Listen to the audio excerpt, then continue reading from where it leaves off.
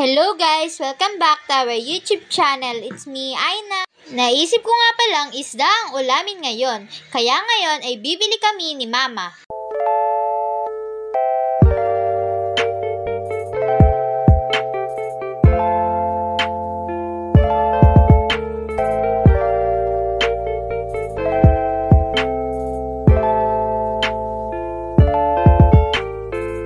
Talagang sariwa ang mga isda sa umaga, yung iba nga buhay pa.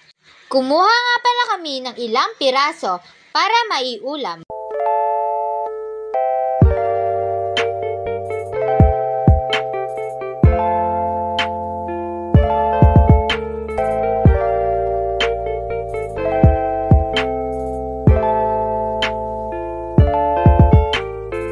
Pinalinis na rin pala namin sa tindera ang isda kasi hindi kami marunong.